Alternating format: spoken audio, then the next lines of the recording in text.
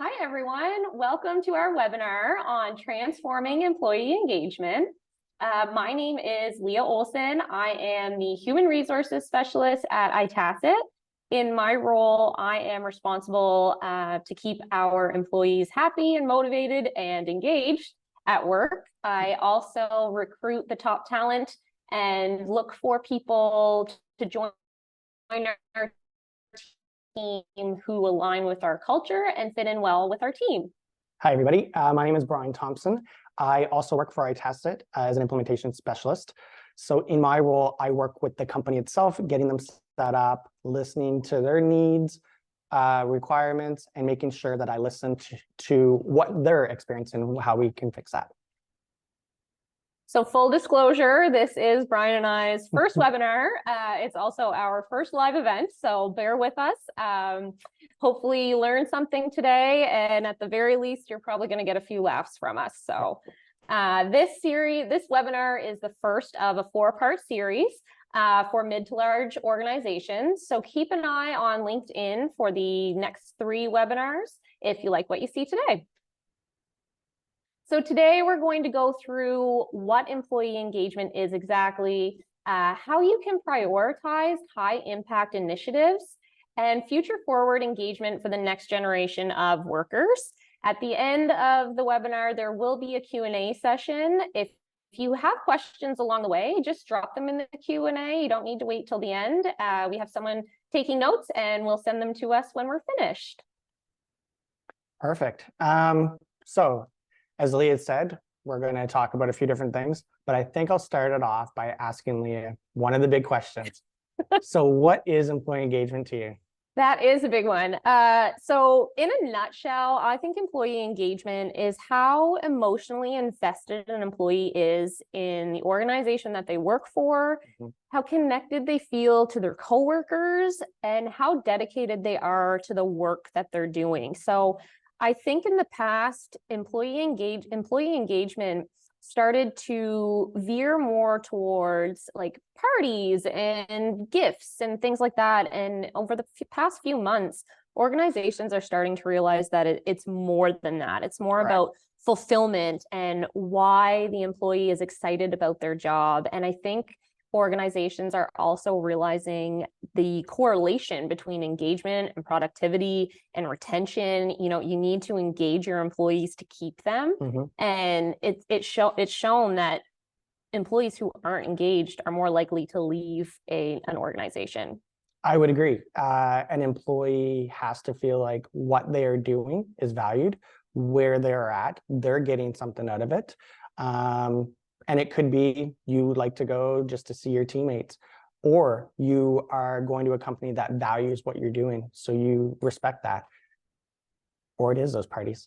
Yeah. And sorry, don't get me wrong. I don't think like the parties are great, but I think they are more an add-on. It's not really the core of of engagement. It's just something nice to have in addition to, you know, policies that support inclusion, for example, ensuring that your employees are paid appropriately, talking to your employees to find out about growth opportunities. Where do they want their career to go? Because, you know, we talked about retention a little earlier, and I think a lot of times people leave organizations if they are feeling stuck, right? And if no one in the organization is listening to them or asking them, you know, where do you want your career to go? Are you happy just staying and becoming a master of your craft? Because that's fantastic. There are different courses that people can take to stay in and become an expert at what they're doing.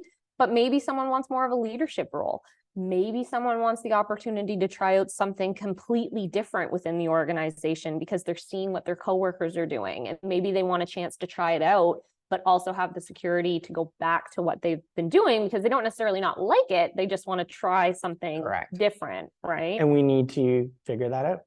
Yeah, definitely. And I think engagement also goes down even so far as what you're expected to wear. You know, we talked about this a couple days ago, how if an employee is expected to wear a uniform that doesn't fit or isn't flattering or they're embarrassed about, they're not going to enjoy the work that they're doing. So I know there's uniforms are needed occasionally, but like at least make sure that they fit, you Correct. know, or that they are aesthetically pleasing kind of thing. No, I agree. Yep, Yeah. that makes sense.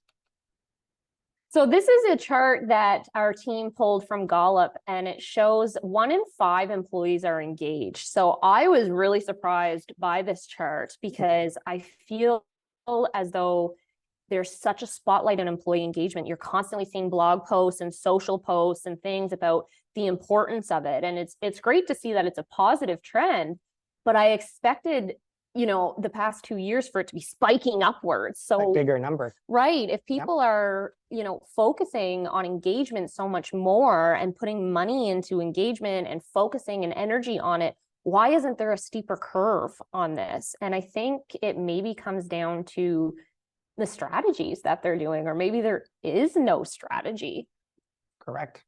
And it probably comes down to communicating with the employees, right? You know, what do they actually want? Are we putting our resources where the employees actually want it to be? Yep.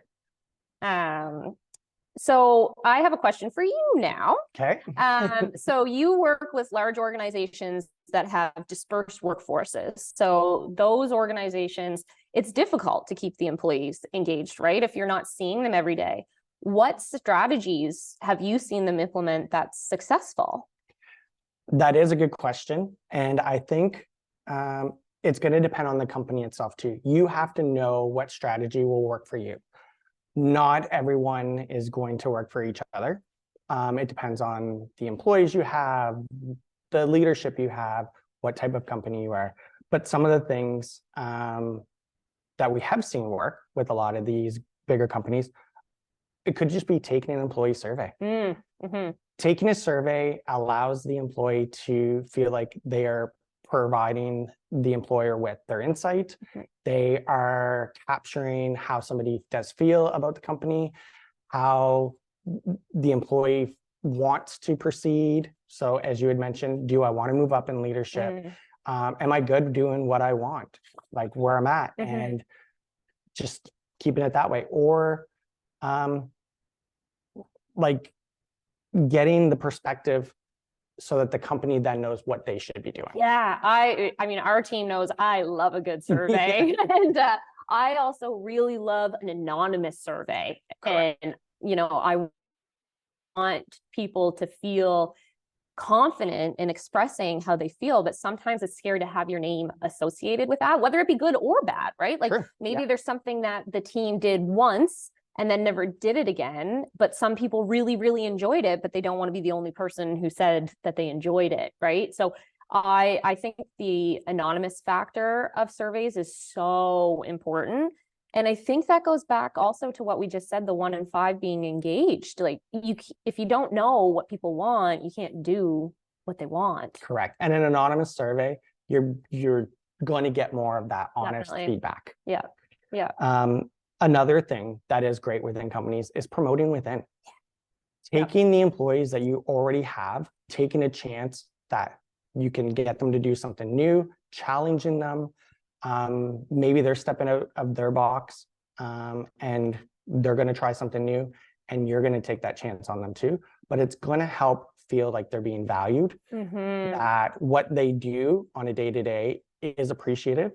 And it will also show some of those other employees, look, if you work hard, you exceed some of these expectations, you can move up even. Exactly. I think sometimes the ripple effect of promoting from within isn't considered. And even the communication around it, right? Like just talk to the team first. If there's someone, if sometimes when you're starting a new position, there's no one on the team for that role. But I think if you communicate that with the team first and say, you know, we're recruiting for this role, maybe in 5 years we see you in this role, but just not yet. And that's why we're going external, so that it closes the door for employees to be communicating behind the scenes. Like, well, why didn't I get that? Why wasn't I asked? You know, talk to the team first and say, you know, would anyone be interested in this position?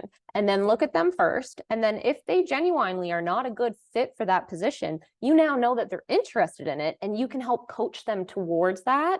And they'd be less likely to leave the organization because they felt they were overlooked, because they weren't overlooked. They're just not qualified yet. And you had a communication with that employee to say, no, yes, that's great. Do you want to? And here's how we're going to do and make that Exactly. happen for you. Yeah, and I think that would also increase the trust of the employee in their leader and in their organization. Like, they thought of me, right? Mhm. You know, sure, maybe I'm not there yet, but I'm not wondering why, because I was told. And if I do genuinely want this, whether it's in this organization or another one, Yep. I need to do these things to get to that point. Well, that even brings up, so one of the other things that I see happens a lot is open and honest, the communication. Mm-hmm. So a lot of companies will say we have an open door policy, Mm-hmm. but that can act as a trap. Mm-hmm. That's how the employee feels. If I say what I'm feeling or what I want to do, potentially they're going to feel like they're getting penalized for it, or it's just not going to work out in their favor. But if you have that communication, you can express your feelings. Totally. And I think with open door policies as well, there needs to be a mutual respect. Correct. There. You know, some people can take it too far. So open door policy is fantastic as long as everyone's respecting each other's time. You know, if someone is open door policy and someone's at their door every 5 minutes, nonstop, then there's not going to be any work getting done. So Correct. Having that, you know, it's open, and when you need to speak with me, I'm here, but we all also work as hard as we can independently. Correct. No, I would agree with that too. So we talked about, it's not just about pizza parties and things. So here are some elements of high impact engagement activities that we've gone over and discussed that we think will help organizations frame their strategy. So the first one is activate. And by that, we mean give them something to do. So this is a range of things. I think it can come down to golf tournaments, like what we're doing on Friday. I love seeing organizations volunteer together because that gives you that camaraderie. You know, you're working together towards something, and you're also doing something for the greater good, and it feels good. You're making a difference. Right. I love that.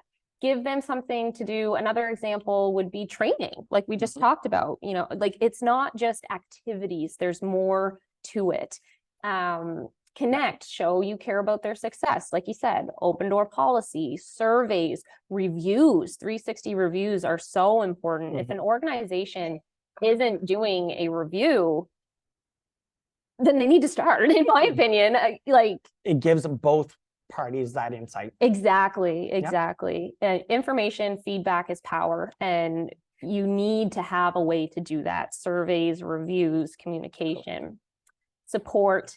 Be a coach, not a boss. I love this. You know, I love going into organizations where everyone is cheering everybody else on, and everyone has a growth mindset, and the leaders, you can't really tell who the leader is because there's no real feel of hierarchy, right? I mean, you can tell who they are, but they're support, they don't feel above, you know, everyone's on the same. They want everybody to succeed. Yeah. Acknowledge, celebrate all wins, small wins, big wins, everything. I think this is so important. And one thing that is important about this part, and I think this is where your surveys come in again, is asking your employee how they want to be acknowledged. You know, some people want to be acknowledged in front of a crowd and, you know, woohoo, balloons and all that things. That might make somebody else very uncomfortable. It could be intimidating to some of those employees. Yeah, they may prefer a private email. Hey, good job. And just to communicate with the employees to figure out what their preference is, so you're not making anyone feel uncomfortable, but you're also making them all feel valued. Correct. Yeah. And then inspire, create opportunities for growth. We've talked a lot about growth today, and, you know, we both have growth mindsets. We're always wanting to grow and be better and do better at our job. And at the challenge end, us, like today, doing a webinar for the first time. So growth opportunities, create them. And again, back to the surveys and back to the communications. Find out what type of growth they want to do, right? If you're trying to mold someone in to be a leader who doesn't want to be a leader, then that's just uncomfortable and a waste of time and resources. It's asking those right questions in the survey to help the employee, but help you as that company grow and to get that perspective. Absolutely. Yeah. I think the communication is so key. So that brings me to another question for you. So what are the roles of the leaders and how do they support these employees? The role of the leader is to lead by example, in my opinion. If your leader is unengaged, how are the employees supposed to be? It has a trickle-down effect. So, I think it's important for leaders to show that they're growing. How are they learning? They need to model the open communication. It's important for them to communicate the good and the bad. Correct. And to show that they're interested in their employees. You don't want someone who constantly has their door closed or who constantly isn't communicating with employees. You can never reach. Right. In a remote workforce, it's important for the leader to make a point to reach out to different employees. Maybe they have a circuit that they reach out to somebody every other day just to check in and, hey, how you doing? So yeah, I think the leaders need to lead by example and be engaged themselves. I think that's the same thing. And as you pointed out, like, they have to be this role model. Yeah. I have to look at my supervisor, my manager, as somebody that I want to aspire to be in that direction, that kind of idea. Absolutely. Yeah. And we talked earlier about the next generation coming up and how they're a bit of a different breed. So how do you think we can help organizations prepare for this next generation of workers who learn different, read different, speak different, work different? Yeah, it is a big thing, and it is something that all companies have to deal with now. We are getting into younger generations entering a workforce, but still having that older generation that have been around, and potentially they've been there for 20, 30 years. They're used to a certain way. I think we have to take both sides and accept them both and listen to both. The younger generation are great for potentially giving us insight that we've never heard, listening to things that could have been overlooked or ignored because the older generation said, it's my job, I just have to deal with it. Right. Where the younger says, why? Yeah. Why are we doing love how this? they're questioning things. This is it. Everything is to figure out, and it's not because they don't want to do it. It's they are trying to figure out, why are we doing it? Where can we make a change in a process or something along that line? And it just never was questioned. Exactly. And I think, they also, I find, want to do it the easiest way possible. And a combination of the older generation and the newer generation, the easiest but the most effective, if we mesh those two together, the results are going to be fantastic. That's, yeah, utilizing the strengths of the both groups is going to be perfect, because potentially you have somebody that is just a go do it kind of a person, and then you have that person that does question it. Yeah. Why? Yep. And they might streamline that process and be able to remove some steps and make it more efficient. Learning the why is motivating too. This is it. Why am I doing what I'm doing? What's the effect of it? If I don't see it, at least tell me what it's going to be. If I'm on one step of the process, tell me what the last step is, so I know why it's important for me to do my job properly, because it's going to be the stepping stone for the next one. And we might have to modify. Yeah. Exactly. The new generation also learns very different. I saw a stat that they are using TikTok over Google for research, which is mind-boggling. But we need to adapt our learning strategies with that. In-class learning is not always the most efficient. LMSs are huge now and really effective for time management and for teaching people the way they want to learn. Well, I think that's changed even just in these past few years, where we have gone a lot more remote and everybody is working independently in their own home kind of idea. It has brought more of that impact, like how are we doing it? Why are we doing it? That kind of idea. But I think the key thing is just be patient. Yeah. Be patient with both. Yeah. We're going to learn from both sets of groups and make our companies even better. And that's where your open communication and open door policy comes in. Communicating that with your team. We're meshing two generations. We're living in a totally different world of remote workforces, hybrid workforces. We all want to do our job as best as we can. We all want to have a work-life balance.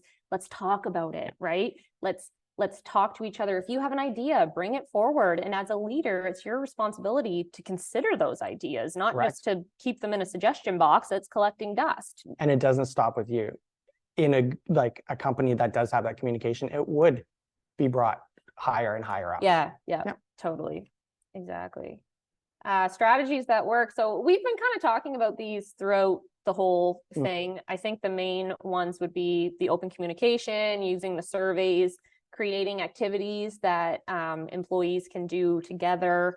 Training, learning, growth is huge. Promotions within, policies that promote inclusion, all those things that we've already talked about, really. I think, and even just if you have nothing, start with one of those things. Well, yeah, start with the survey, right? Like if you have no idea where to start, which most people don't, engagement is kind of scary. Like start with a survey, ask them what they want. And there are tools out there that allow it to be done super easy. You create a whole bunch of questions and you send it out to everybody. And, maybe not everyone's going to answer at first, but it will have a compound effect, because if you actually act on the information that you got from the first survey, I can guarantee you the participation is going to be higher the next time because you listen to them, right? That's right. And the more honest they're going to get and the more they're going to participate when they realize, hey, they listen to me. They really care about me and about my team and about my well-being. So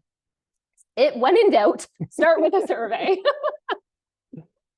So now we're at the Q&A part of the webinar. Do we have any questions, Brian? So we do have some questions now. All right. First question, do you have any suggestions for peer-to-peer recognition? Sure. Yeah, I think having a system in place for it and in communicating that you want that. So whether that's in an email when you first have it, whether you have a platform such as iTacit with a notice board that you allow employees to acknowledge each other on it, or submit a peer recognition form, and really just promote it and lead by example, because it's contagious. I even know in our stand-up, someone acknowledges somebody and then can guarantee the next one's going to acknowledge somebody else, right? Because it feels good to acknowledge each other and to praise each other. It feels just as good the person giving the praise as the person receiving the praise. That's it. We need to receive it as that employee because we've done a good job to get there. But then, as you said, having your supervisor or manager acknowledge it too just goes a lot further. Yeah, it starts with the leaders, I think. That's right. If the leaders are doing it, then the others will follow suit. So we do have, how do we handle resistance from employee or management when we're trying to implement new engagement strategies? I think this comes down to the explaining the why. Again, maybe there's the resistance because they don't understand why you're doing it. And so if you communicate with them that the employee experience is important, they want to better the workplace, they want the culture to improve, things like, who doesn't want the culture to improve? There's always room for improvement. Who doesn't want to enjoy their job a little bit more? And I think if you play it, or not play it, but stage it that way, that this is not just another task for you, this is for yourself as an individual, it's for your team, it's for the organization. We're just trying to improve everything here by doing this. No, that's it. And we spend so much time at work with the employees, with our manager, with our clients, with more than we do at home. So that's where we need to make it this comfortable space. We need to have that communication. Exactly. That's a very, very, very good point. Yeah. We do have so what is the ROI of employee engagement? I mean, there's endless things. Productivity increases, retention, an engaged employee is retained, and decreasing turnover. Turnover is expensive, and it shows you that there's something going on in your organization. If your turnover rate is high, something is wrong. Correct. And so you put some effort into engagement, you see the turnover rate decrease, you see the retention increase, you see people smiling more. Productivity, everything. The vibe, you walk into an office where the engagement is high, you feel that energy. You walk into one where everyone is just sitting at cubicles and they've got these in fluorescent lights shining down and nobody's talking and everybody's frowning and people like, you feel it. So I think the ROI, is productivity, retention, happiness. The most important is happiness. Perfect. Here's actually a good question. So, they're saying that their employees are in construction and manufacturing. Okay. But the thing is how can I engage them when there's no email? Right. Okay. So a platform like iTacit would be great for that. So with iTacit, we have an internal messaging system that looks and feels like email, doesn't require an email address. So that is a real struggle if there's no email, and not to change paths with that, but having a platform like iTacit is great for engagement, but it's also important for crisis communication, right? If there's a crisis and you have construction workers all dispersed all over the place, how do you tell them? That's it. I can't call you. No, you've got these spreadsheets with cell phone numbers and personal emails that are never checked, and they're working, you need to have a way to communicate with people for the good things and for the bad things. So correct. So my suggestion is iTacit. I would agree. Awesome. Any more? Nope. Got them all? That is it for now. Awesome. So just a reminder again of the offer for our survey module add-on. Here's some contact information. I don't know why you're not on here, Brian, but Brian would also love to talk with anyone. So if you'd rather talk to Brian than me, reach out to me and I'll connect you with Brian. We're both always looking to network and meet new people and learn about organizations, even to just throw some ideas around. It's so interesting. You've talked to so many different organizations. Everyone does it different. Everybody does do it different. And I agree. It is great to get that input from somebody. Maybe they have insight and it's something that I've never thought about because it has never come up. Yeah. So it is good to branch out what we're doing. Yeah. Yeah. We love making connections with other people. So thank you for joining us today. We hope you enjoyed it and hopefully you learned something. Keep your eyes on LinkedIn for our next webinar. And thanks again. We'll see you soon. Thank you.